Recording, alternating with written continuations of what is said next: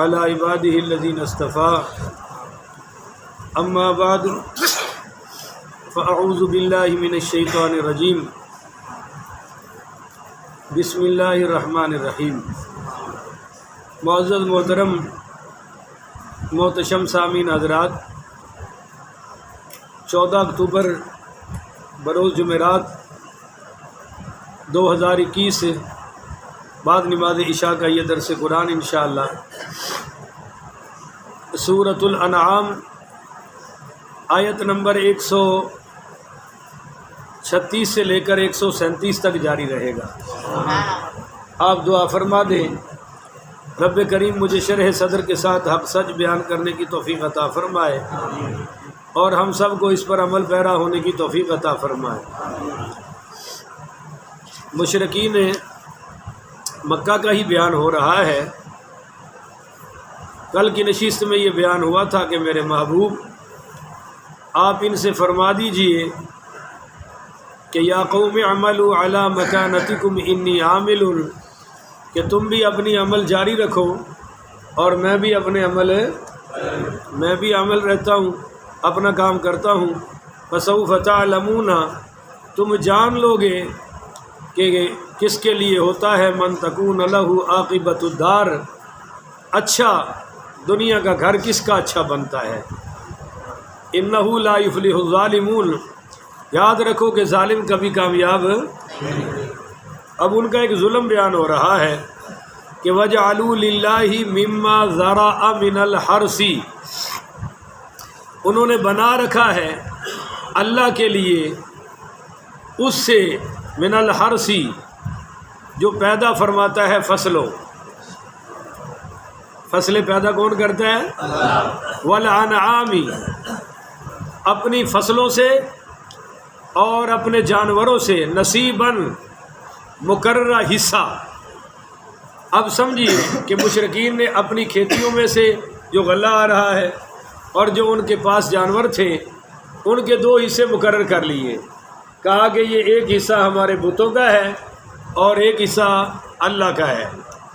حالانکہ پیدا کرنے والا کون ہے؟ اللہ۔ تو سارا حصہ کس کا ہونا چاہیے؟ پر انہوں نے کہا جی ہمارے بزرگوں کا بھی ہے اور اللہ کا بھی ہے۔ فقالوا ھذا للہ بزعمہم، اور کہتے تھے یہ اللہ کے لیے ہے ان کے خیال میں۔ وھذا لشرکائنا، اور بعضوں کو علیحدہ کر کے کہتے تھے یہ ان کے لیے ہے جو ہم نے شریک مقرر کیے ہوئے ہیں، اے شریکاں دا اے اللہ دا، اس سے مقرر کر دیے۔ کچھ جانور اللہ کے نام پہ چھوڑ دیے اور کچھ بتوں کے نام پر۔ بولو بھائی، کچھ اللہ کے نام پر، کچھ بتوں کے نام۔ اب جو اللہ کے نام پر چھوڑے تھے ان کی کمائی تو مہمانوں پر، غریبوں پر، یتیموں پر، مسکینوں پر، بیوگان پر خرچ کرتے تھے، اور جو بتوں کا حصہ تھا وہ بتوں کے مجاور لے جاتے تھے، اور جو بتوں کے خادم شادم ہوتے تھے ان کو مل جاتا تھا۔ مگر مزے کی بات جو اگلی اللہ نے بتائی ہے نا وہ بڑی کمال کی ہے۔ کہتے ہیں کہ فلا یصل الی اللہ، وہ تو نہیں پہنچتا اللہ تعالیٰ کو۔ وما کان للہ فہو یصل الی شرکائہم، اور جو حصہ ہو اللہ تعالیٰ کے لیے، فرمایا کہ فما کان لشرکائہم، جو حصہ شریکوں کے لیے مقرر کرتے تھے، فلا یصل الی اللہ، وہ تو کبھی اللہ کو پہنچا نہیں۔ بولو میرے میں سمجھاتا ہوں، جو حصہ بتوں کا ہوتا تھا وہ کبھی بھی اللہ کو پہنچتا نہیں۔ مثال کے طور پر بتوں کے جانور اچھے ہیں تو بھی بتوں کے لیے ہی ہوتے تھے، ماڑے ہوتے تو بھی، پر آگے اللہ کہتا ہے کہ وما کان للہ، وہ جو اللہ کے لیے مقرر کرتے تھے نا، فہو یصل الی شرکائہم، وہ شریکوں کو پہنچ جاتا تھا۔ مثال کے طور پہ بتوں والے حصے میں سے کوئی جانور مر جاتا تھا نا تو اللہ والے حصے کا کٹ کے ادھر پا لیندے سن۔ اگر اللہ والے حصے جو کوئی مریا تو بت والے جو پانا کہتے تھے اللہ کو تو ضرورت ہی نہیں ہے، اللہ تو غنی ہے۔ نہیں سمجھے ہو؟ جی تھی سارا کچھ پیروں کو دیکھ کے مولویوں کی باری کہتے مولویوں کا دی کمی ہے، یعنی سب تو بڑے یتیم تو پیر ہی نے، مولویوں کو کیا کمی ہے؟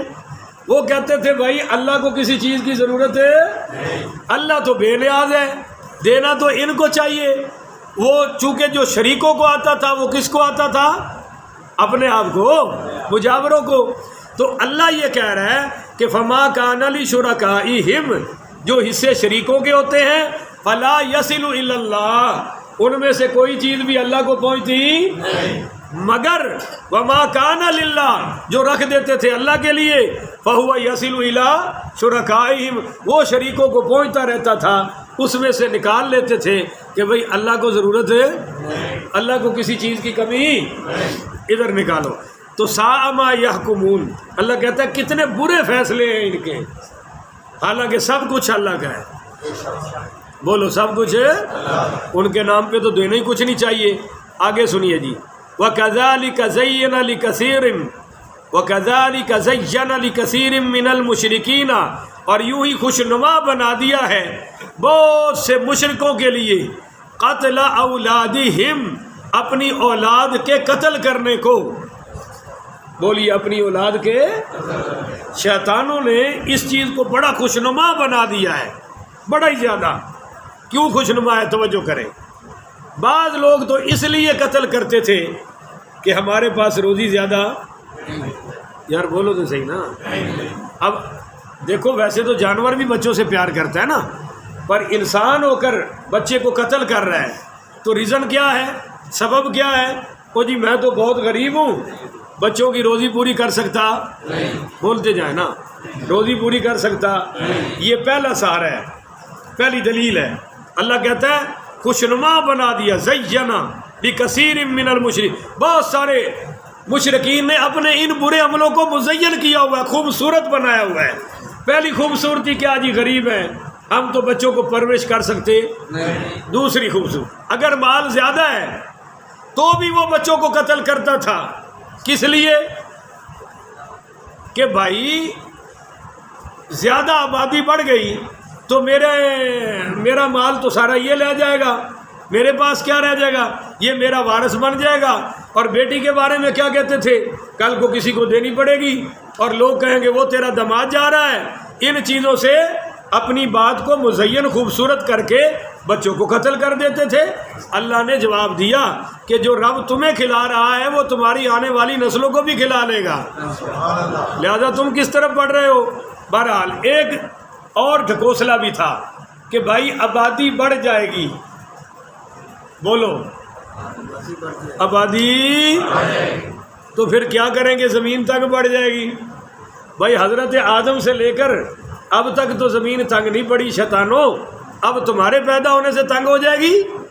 سب کچھ اللہ کے پاس ہے۔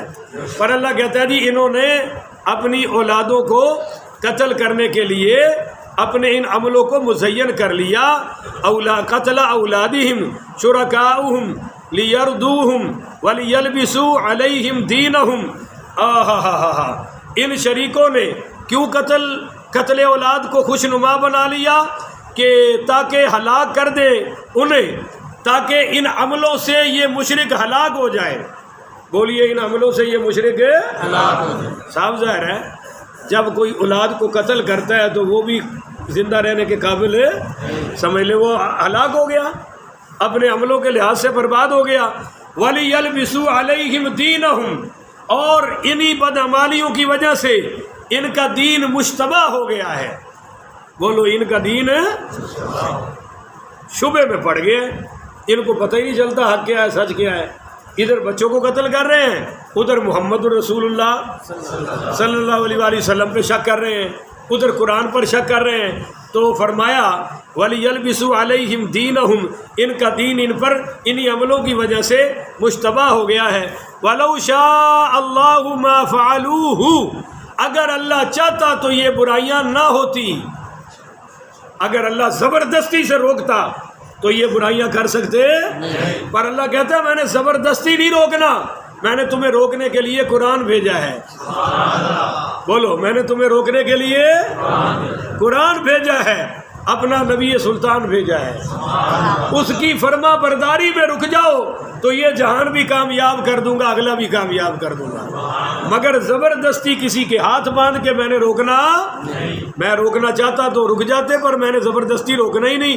فَذَرْهُمْ، آپ ان کو چھوڑ دیں، بولے ان کو وما یفترون، تاکہ یہ جو بہتان باندھتے ہیں باندھتے پھریں، پھر میں ان سے پورا پورا حساب لوں گا۔ اب آخر میں دو نقطے سمجھے، ایک تو انہوں نے ایک حصہ اپنی کمائی کا اللہ کے لیے مقرر کیا، اور دوسرا کن کے لیے؟ بھائی سارے بولو، بتوں کے لیے۔ اور جب کمی پڑتی تھی تو کدھر سے نکالتے تھے؟